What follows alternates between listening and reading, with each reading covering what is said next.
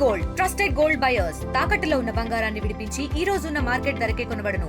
మరిన్ని వివరాలకు సంప్రదించండి 7771077720. ఇటీవల ఛత్తీస్గఢ్ ఎన్కౌంటర్లో మృతి చెందినటువంటి మావోయిస్టు అగ్రనేత సుధాకర్ స్వస్థలం ఏలూరు జిల్లా పెదపాడు మండలం సత్యవోలు గ్రామం. అయితే ప్రస్తుతం మనం ఎవరైతే సుధాకర్ పుట్టిపోయినటువంటి స్వస్థలం ఏదేందో ఆ సత్యవోలు గ్రామంలో ఉన్నాం. మీరు వెనక చూస్తున్నది సత్యవోలులోని సుధాకర్ చిన్నప్పుడు ఇక్కడ తిరిగినటువంటి ప్రదేశం. ఇక్కడే ఆయన నివాసం ఉన్నారు. దాదాపు 16 ఏళ్ళు వచ్చే వరకు కూడా ఆయన ఈ ప్రాంతంలోనే మీరు చూస్తున్నటువంటి వెనక స్థలంలో ఇక్కడ ఉండేటువంటి ఒక పెంకుటిల్లులో ఆయన నివాసం ఉండేవాళ్ళు. అన్న వదిలితో పాటు ఇక్కడే ఉండి చదువుకున్న పరిస్థితి. అయితే 16 ఏళ్ల తర్వాత ఆయన నక్సలిజం వైపు ప్రభావితమై అటు అడవుల పాట పట్టిన పరిస్థితి. ప్రస్తుతం వాళ్ళ కుటుంబ సభ్యులు కూడా మావోయిస్టు అగ్రనేత సుధాకర్ మృతదేహాన్ని తమకు అప్పగించాలని చెప్పి కోరుతున్నారు. అయితే ప్రస్తుతం మనం వాళ్ళ ఇంటి దగ్గర ఉన్నాం. మావోయిస్ట్ అగ్రనేత సుధాకర్ పుట్టిపోయినటువంటి స్థలంలో ఉన్నాం. ఇక్కడ ఆయన చిన్నప్పుడు ఆడుకునే వాళ్ళు, ఇక్కడే తల్లిదండ్రులతో గడిపిన పరిస్థితి ఉంది. అయితే ప్రస్తుతం మనం సుధాకర్ ఇంటి వద్ద ఉన్నాం. ఒక్కసారి వాళ్ళ కుటుంబ సభ్యులతో మాట్లాడి అసలు ఆయన చిన్నప్పుడు ఎలా ఉండేవాళ్ళు, వ్యక్తిత్వం ఎలా ఉండేది, చదువులు ఎలా రాణించేవారు, చిన్నతనంలో ఏ విధంగా ఆయన ఉండేవారు అనేది ఆయన కుటుంబ సభ్యులతో మాట్లాడి పూర్తి వివరాలు తెలుసుకున్నారండి. స్వస్థలం ఏలూరు జిల్లా పెదపాడు మండలం సత్యవోలు గ్రామం. ప్రస్తుతం మనం ఏదైతే సుధాకర్ నివాసం ఉందో ఆయన ఇంటి వద్ద ఉన్నాం. ఒకసారి మీరు విజువల్స్లో కూడా చూడొచ్చు.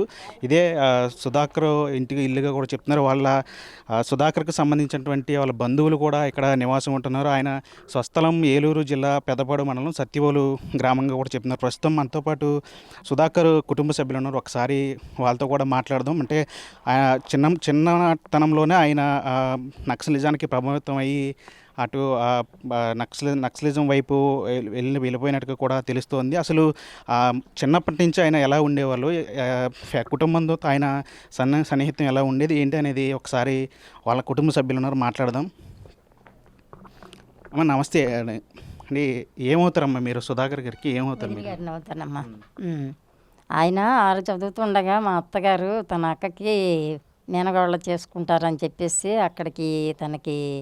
అక్కడికే పంపించారండి. వాళ్ళే చదివించుకొని అన్ని విషయాలు చేశారు. సిఆర్రెడ్డి కాలేజీలో ఇంటర్ చదువుతుండగా తను ఇలా పార్టీలోకి వెళ్ళారని తెలిసిన తర్వాత వాళ్ళు కూడా తనను వదిలిపెట్టారండి. అంటే సుధాకర్ ఇట్లా ఎన్కౌంటర్లో చనిపోయినట్టు మీకు ఎప్పుడు తెలిసింది? ఎవరు చెప్పారు? మాకు నిన్న ఎంఆర్ఓ గారు వచ్చి చెప్పారు, టీవీలో చూసాం. అదండి. ఆయన ఇక్కడే ఉండేవాళ్ళ? ఆయన చిన్నప్పటి నుంచి ఇక్కడే ఉండేవాళ్ళు? ఈఆర్ఓ గారు నిన్న మాకు చెప్పారండి. అయితే ఆయన ఇప్పుడు 6 చదువుతుండగా వాళ్ళ అమ్మగారు వాళ్ళ అక్క దగ్గరికి పంపించారండి. వాళ్ళే చదివించుకున్నారు. చదివించుకున్న తర్వాత వాళ్ళు ఉద్యోగస్తులు ఇరిగేషన్లో చేసేవారు వాళ్ళ బావగారు. ఆ నిమిత్తం ఏలూరులో ఉండేవాడు. సిఆర్రెడ్డి కాలేజీలో ఇంటర్ వరకు చదివారండి. ఇక అప్పుడు నుంచి కూడా తను పార్టీలోకి వెళ్ళిన తర్వాత వాళ్ళకి మాకు కూడా విరోధాలు వచ్చినాయండి. అప్పటి నుంచి ఇంకా ఆయన మాకు కనిపించేది లేదు. మీ కుటుంబంతో ఉండేవారు? ఆయన ఇక్కడ ఉండేవాళ్ళు? ఎక్కడ ఉండేవాళ్ళు మరి? మేము ఇక్కడ ఉండేవాళ్ళం అండి. ఆయన ఎప్పుడైతే వాళ్ళ అక్క దగ్గరికి వెళ్ళారో ఇలా తన పార్టీ ఇలా వీటిలో తిరగడం అయిన తర్వాత ఇక ఆయనకి మాకు ఎటువంటి ఫోన్లు ఏవి లేవు. తర్వాత 83లోనే ఆయన వాళ్ళ నాన్నగారికి ఆరోగ్యం బాగోకపోతే ఆయన వచ్చి 2 రోజులు ఉన్నారండి. ఉంటుండగా వాళ్ళ పార్టీ వాళ్ళు వచ్చి నువ్వు ఇక్కడ ఉంటే ఎలా అని చెప్పి తీసుకెళ్ళిపోయారు. కానీ తను చచ్చిపోయినప్పుడు, తండ్రి చచ్చిపోయినప్పుడు కానీ లేరండి. ఏ ఊరండి? ఇక్కడే సచివాలయంలోనే. ఇక రావడం అండి ఆయన. తర్వాత 2014లోనే వాళ్ళ అమ్మగారు చనిపోయారండి. తింటి సరస్వతమ్మ ఆవిడ చచ్చిపోయినప్పుడు కూడా రావడం లేదు. ఇక అప్పటి నుంచి మాకు తనకి ఫోన్లు లేవండి.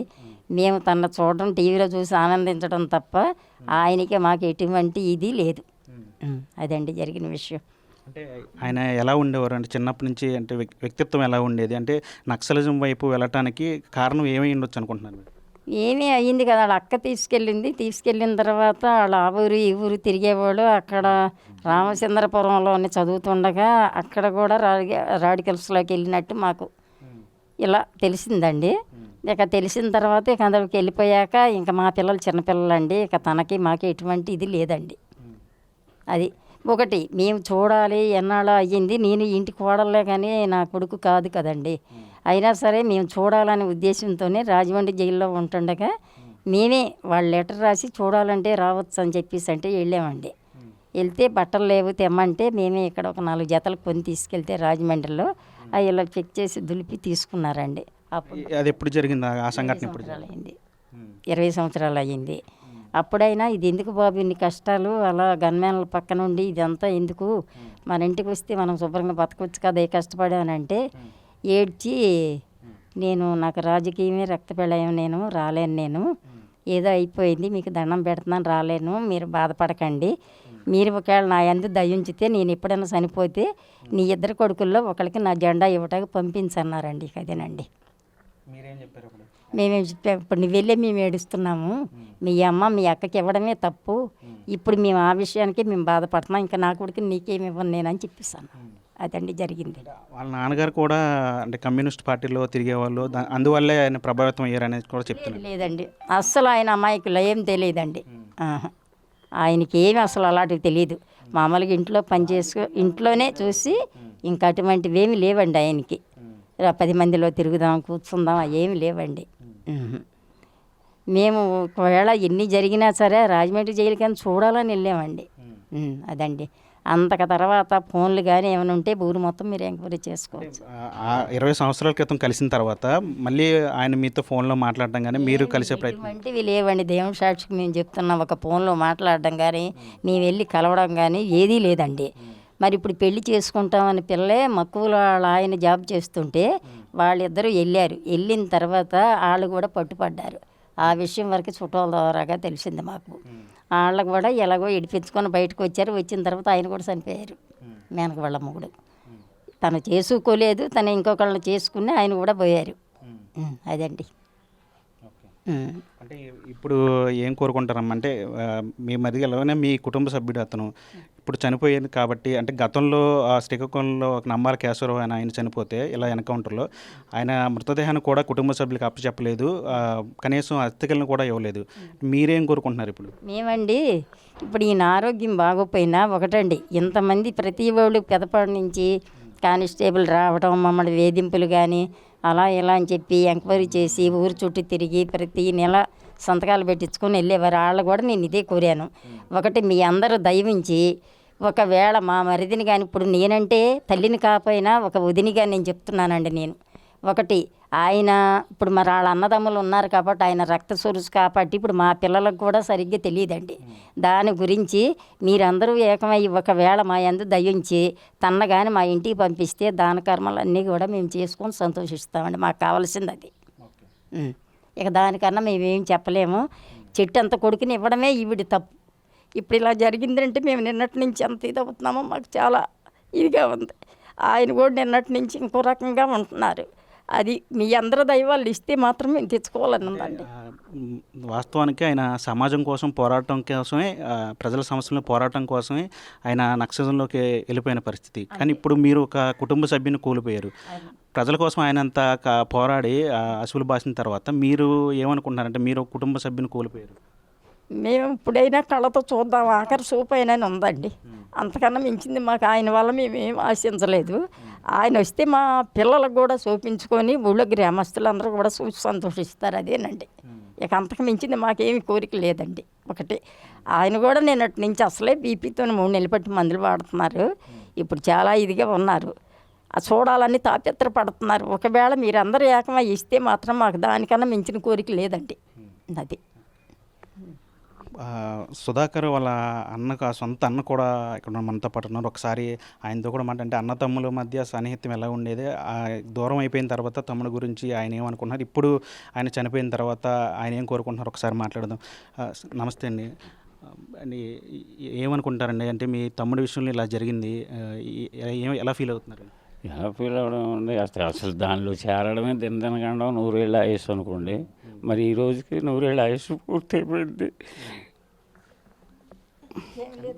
మీ సొంత అన్నదమ్ములు మీరిద్దరు చిన్నప్పుడు అతను మీతో ఎలా ఉండేవారు, వ్యక్తిత్వం ఎలా ఉండేది, ఇలా నక్సలిజంలో వెళ్ళిపోతున్నప్పుడు మీరు అడ్డు చెప్పారా, ఏమని చెప్పారు? వచ్చి మనకు తెలియలేదు, ఏది చెప్పడానికి అవకాశం లేకుండా అయిపోయింది. అక్కయ్య కోరిందిరా పంపించాను అని చెప్పింది. ఎందుకంటే చేసేది ఏముంది, పోనీ అక్కయ్య కదా అక్కడైనా చదువుకుంటాడు అనుకున్నాం. ఇలా వెళ్తాడని మాకు తెలియదు కదండి. ఏ వయసులో ఆయన నక్సలిజం వైపు వెళ్ళిపోయారు? వయసులో అంటే రామచంద్రపురంలో ఉండేవాళ్ళు. దానికి డిబేట్ క్లాసులు ఉంటుంటాయి కదండి. ఆ డిబేట్ క్లాసుల్లో మరి ప్రభావితం అయినట్టున్నాడు, అందులోనే వాళ్ళలో చేరిపోయినట్టున్నాడు. అప్పుడు 16 సంవత్సరాలు ఉంటాయి కదా. 10th అంటే 15-16 సంవత్సరాలు ఉంటుంది కదా. ఆ వయసులోనే ప్రభావితం అవ్వడంలో అందులో జంప్ అయిపోయి ఉంటాడు అనుకున్నాం అంతవరకు. ఇక అక్కడి నుంచి మరి వాళ్ళు ఇప్పటికప్పుడే 3 సంవత్సరాలకి ట్రాన్స్ఫర్లు అవుతారు కదా మా బావగారు. ఆ ట్రాన్స్ఫర్లు అయినప్పుడు అక్కడికి ఇంకో దగ్గరికి కానీ వెళ్ళడంలో ఎక్కువ ఇదైంది. మా దగ్గర లేడు. మన దగ్గర ఉంటే అరే ఎటు ఎందుకు వెళ్తున్నారా వాళ్ళకి వెళ్ళమాక, అదేదో దానిలోకి వెళ్ళిన కాడి నుంచి నీ చదువు పాడైపోద్ది అని చెప్పేవాళ్ళం. చదువు కూడా అలాగే చదివాడు గొప్పగానే. ఇప్పుడు ఎక్కడ తప్పిన పని కానీ లేకపోతే ప్రైవేట్లు కానీ ఏమీ లేవు. అంతకలా శుభ్రంగా తెలివిగా ఉండేవాడు. అంటే మీరు ఊహించారు అసలు? అంటే అంత బాగా చదువుకొని ఉన్నత స్థాయికి వెళ్ళాల్సిన వ్యక్తి అటువైపు అడవుల వైపు మెడికో కూడా చదివాడు కదండి విజయవాడలో, ఆయుర్వేద మెడిసిన్.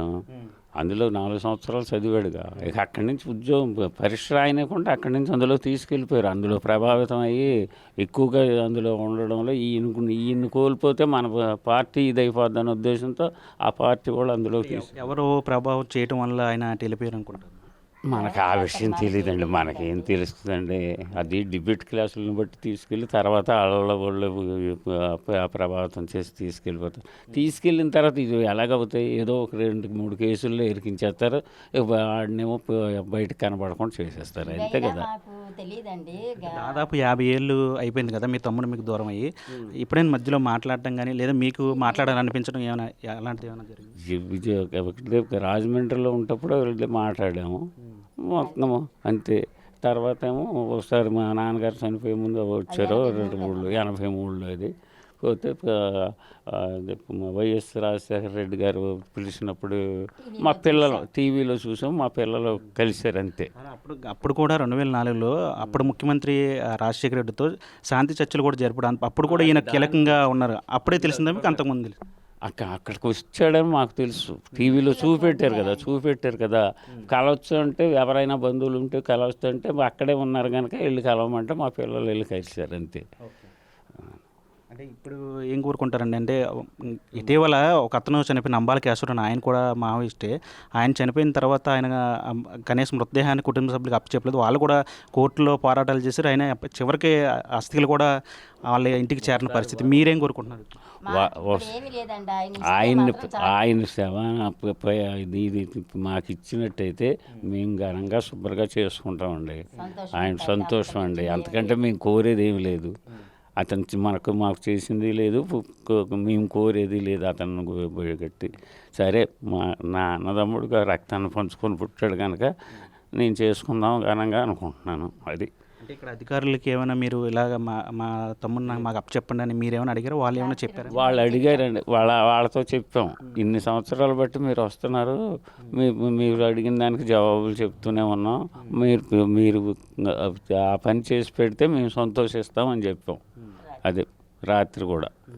అంటే ఇప్పుడు ప్రభుత్వానికి కూడా మీరు కోర అవకాశం కూడా ఉంది. అంటే ప్రభుత్వాన్ని ఏం కోరుకుంటారు? ముఖ్యమంత్రి చంద్రబాబు కానీ పవన్ కళ్యాణ్ మనిషిని అప్పు చెప్పమండమే. మాకు అప్పు చెప్తే చాలు, మేము చేసుకుంటాం తగ్గ మా కార్యక్రమాలు. అది అంతకంటే మేము కోరేది ఏమి లేదు.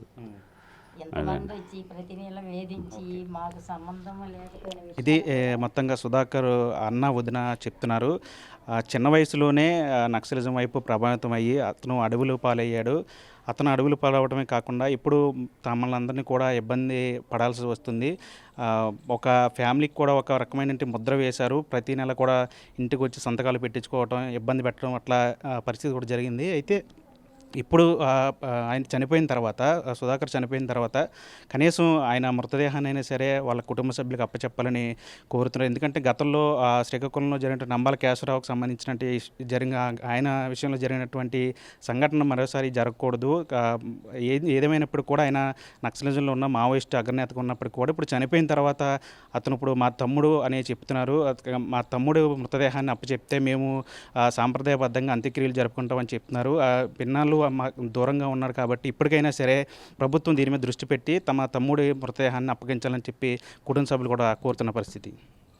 మీడియా స్టంటీతో మన టీవీ పెదపాడు నుంచి. ఇండియా పాకిస్తాన్ ఉద్రిక్తతలపై లేటెస్ట్ అప్డేట్స్ కోసం డౌన్లోడ్ చేసుకోండి RTV లైవ్ యాప్.